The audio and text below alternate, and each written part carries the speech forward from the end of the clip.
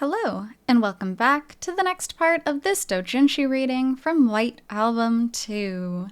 We are currently reading through a fan-made light novel. So, in the last part of this, chapter of the book, because each chapter is slightly different stories, this one is Setsuna and Haruki taking a one-night trip, except they both slept in and missed the fast train. And now they're taking the slow train. Setsuna is pregnant. Haruki's kind of freaking out because they missed the train and he thinks he ruined the vacation. And Setsuna is just kind of trying to calm him down. So, let's continue from here. All that time ago, just a little before Setsuna changed her name. With a firm vow, he had tried to bind himself and her, to give both of them ease. And his guilty conscience from being unable to hold to that vow threatened to set him down a bad path. Even then, she had supported him and accepted him.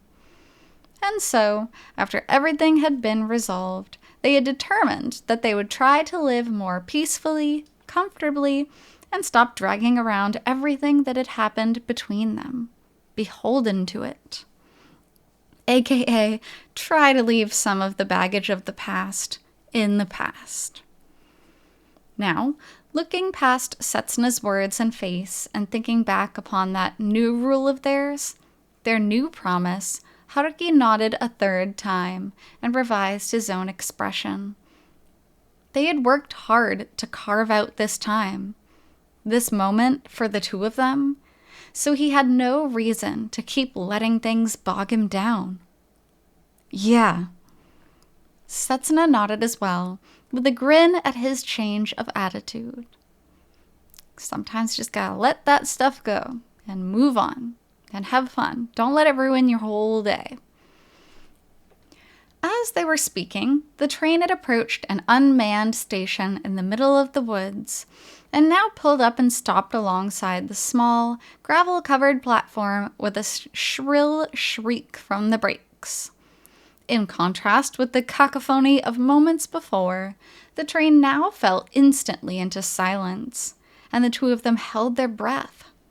Then, a young couple, hand in hand, clearly high school students from their uniforms, opened the door and lit on the platform. Their intimacy could be read even through the window, and Haruki couldn't help following them with his eyes. The lovey-dovey high schoolers. Evidently unconcerned about any onlookers, the two of them stood on the spot and each wrapped one end of a shared scarf around their necks before descending the platform stairs together, still hand in hand. Watching them go, even Haruki, self-avowed contrarian, allowed his lips to loosen just a little. No, he felt himself beaming at how charming it was. He knew that he himself wasn't old, exactly, but he did feel that he was no longer young enough to do that sort of thing. How nice. You're not old. White Album 2, and it does reflect some of the views of a lot of Japanese people in general. The culture here is like, oh, you're getting old. Oh my God, you're not married before 30. That's so bad. Your life does not end at 30. Your life does not end at 40 or 50 or 60. Come on. Do not limit yourself. Let yourself enjoy life, no matter how old you are. Don't be like this. At his side, just like him, Setsuna had watched them leave, had gazed at them through the window, and she muttered to herself. While the train started off again with a single large clunk, she once again propped up her elbow on the window frame with her face in her hand, her bearing suggesting something deeper. I wish I'd had something like that in school. Setsuna. Her face was calm, with one of her characteristic smiles, but when it came to her left hand, gripping his right, she was slowly wrapping one finger at a time around his, almost peevishly, just like when it was the two of them. This seeming contradiction between what was happening above and below her neck, that's an odd way to phrase it, but I guess, made it difficult to judge immediately just how much of what she was saying was true. And Haruki just stared at her face. And whether or not she knew what was happening internally with them, she spoke again, an impish smile coming to her lips. If only a certain class representative had chatted me up sooner, No, I get it. Here's a little tip from me to you.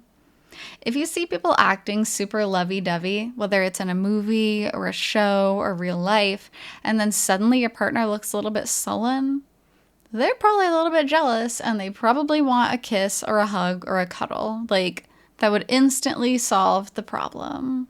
Not that it's a problem to begin with, but it would make them like, oh, he's aware of my feelings. He's like caring for me. Like, that's so good. So that's my advice in this situation.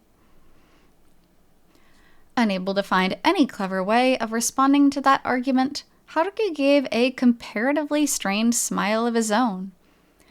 If anything, it belonged to the unreasonable family of statements.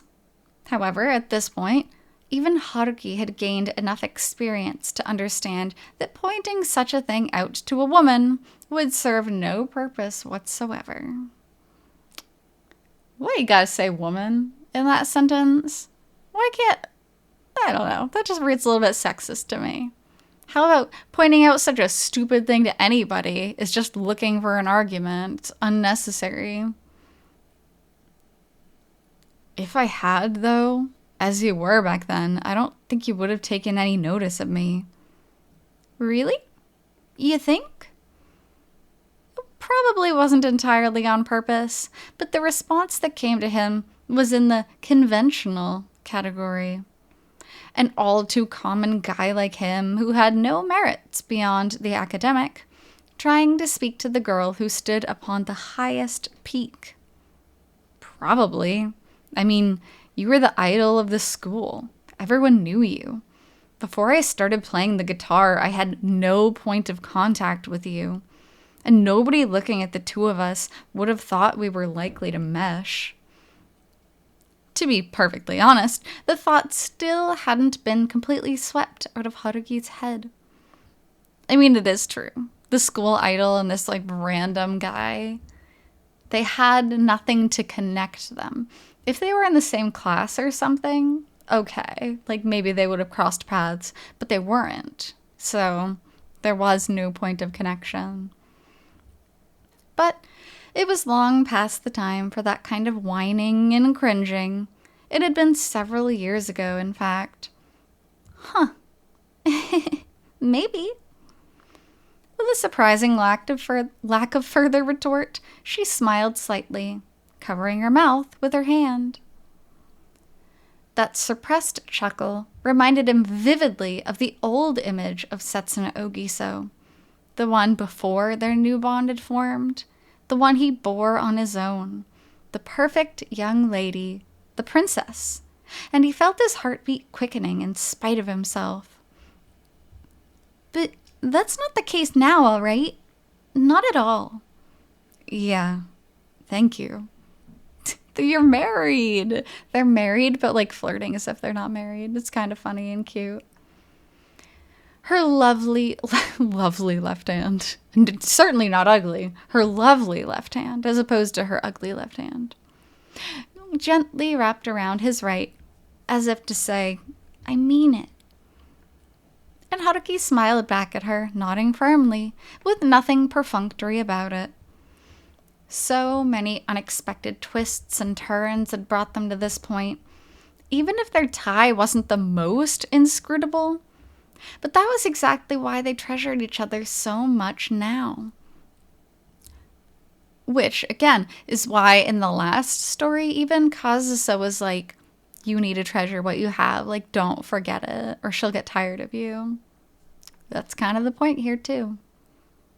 Of course, in a similar vein to Setsuna's joke of a few moments earlier, there were times when he thought, what if we'd done this back then? But this moment, here and now, was the most important. Not that he could voice all of this aloud, mainly because of just how much rust there was. But supposing Setsuna could feel it, to the same extent that he was thinking it to himself, there would be no greater happiness to him. The train approached a long tunnel, which then consumed the view of the outside, and Setsuna's profile was reflected in the window glass.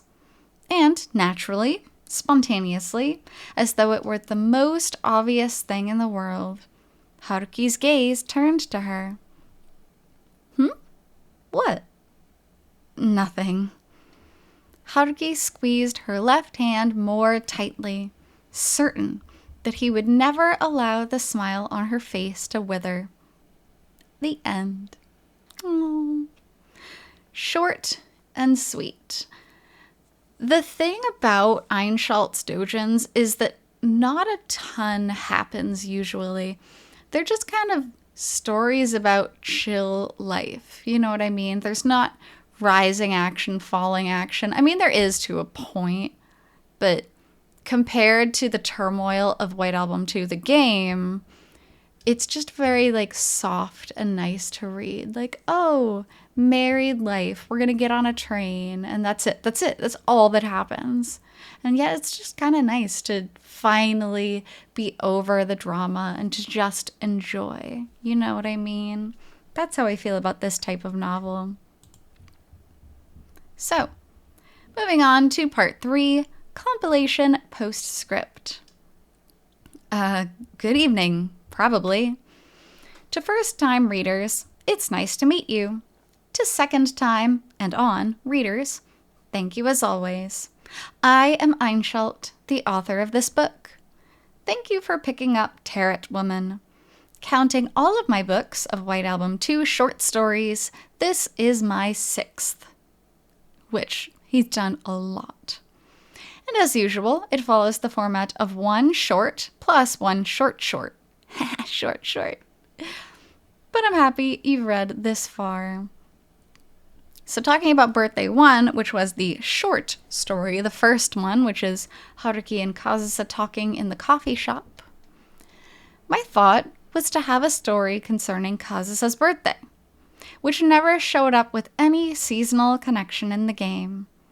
But as I wrote it, the majority of it came out as a story that was completely unrelated. My starting point was a sentence in Setsuna's part of the mini after that said something about the biggest festive occasion of the year in Haruki's house being Haruki's birthday. And developing from there, I thought to build a sort of omnibus of 3 short stories about their 3 birthdays, following Setsuna's route in coda. But I was cursed with my usual sluggishness in writing, and wound up with only one of them for this book. I'm planning to do the rest for the next time. Winter Comiket? Comiket being Comic Market, Japan's big Doujinshi convention. A lot of White Album 2 doujins are released then. Though, looking back over my own writing, the mood I'm getting is less coffee shop and more rambling conversation in a bar somewhere. But so it goes. I feel like the mood of the story, if we knew it were Haruki and Kazusa in a bar, the mood would have been very different than it were thinking of them in a coffee shop. You know what I mean? Because bars have certain connotations, and then you go there and you're drinking with someone who, you know, you weren't exactly upstanding with in the past. So I like the fact that it was a coffee shop. Come to think of it, the only canonical scene we get of Haruki, Setsuna, and Kazusa all drinking together is at the hot spring in IC. I'd be a little curious to know what it would be like following Setsuna's coda route. That could be another idea to pursue for a future work. But that could be very angsty, depending on what kind of drunk everyone is. Are they going to be a fun drunk? Are they going to be a sad drunk? Are they going to be a reminiscing drunk? Like, I don't think that's the best idea. 539M, that is the second short story about Setsuna and Haruki on the train. One weekend, as I was writing the above, I was sitting with my laptop open in a first-class car. Ooh, first-class car. On a train to North Kanto, doing some editing. And when I got off at the terminal station, I happened to spot a train with the somewhat unusual destination of a certain hot spring. Jumped onto it without really thinking, and it was on that train that my story found its starting point. That was long. The title, therefore, was also taken from there. Wow, what a fun thing to just randomly be like, oh, let me jump on this hot spring train. That's awesome. Now, with two people on a train headed for a hot spring. Oh dear, that sounds a bit like the cheating route, doesn't it? At any rate, a very WA2 concept. Though the thought was also in my head that I would go a different way with a Setsuna short story. But it was obvious that if I let myself think too far about it, I would never finish anything. So I tried to keep it nice and brief, like the short story in my previous book. Also, their relaxed relationship, as I showed it, this is what I was just talking about. It's very relaxed. It's very chill. Nothing crazy is happening. Where that came from was something lightly touched upon in the Christmas Eve scene in Setsuna's mini after route. What came after the 1-week rule? In that regard as well, I feel like if you start thinking about what happened between Setsuna and Haruki in the period between the end of Setsuna's coda route and the start of the mini after, and pondering between the lines, there's all sorts of room for imagining. Granted, I don't know how well a purely Kazusa's birthday-focused story would come out from someone on Team Setsuna like me, so I leave that to the folks on Team Kazusa. Lol. Nah, he's all good. I think he would do Kazusa justice. I think he writes Kazusa as still being a little bit too stuck in the past. But who knows, maybe she is. Maybe that's just my wishful thinking that she kind of lets it go, but... 2. And Setsuna drinks herself unconscious pretty quickly there, so I'm not even sure whether that counts. 3. Fares are cheaper on Saturdays. Afternoon downbound trains are virtually empty, and there's a fair distance between where I get on at the terminal station and the terminal station, which helps me focus on working, so I take it quite often. Finally, the cover for this book was once again drawn by Ayase-san from Blue Garden. Mostly does all of the books for this artist, for Einshalt, the person who wrote this book. Love the covers of these books. Thank you so much for taking time out of your busy schedule to respond to my very demanding request. Also, as always, I am grateful to the printers. I wish to express my thanks to them here as well. And to everyone who has picked up this book, you have my gratitude. If you have any comments or reactions to share, I would love for you to send them my way on Twitter, or with the applause button on my website. And if you get the chance somewhere further on, I hope you will support my work again. Bye for now. Titles are taken from Birthday, The Beatles, Tarot Woman, Blackmore's Rainbow Rising. Einshalt loves using Beatles titles in his books. This is not the first time it has happened. So again, this has been Tarot Woman, published by White Hairband and written by Einshalt, August 16th, 2015. Einshalt has been doing this for years and still continues to this day to write these novels, which is really, really cool of him. So, thank you ever so much for joining me on this doujinshi reading from White Album 2, and I'll be back reading other doujins in the future. So until then, hope you take care. See you!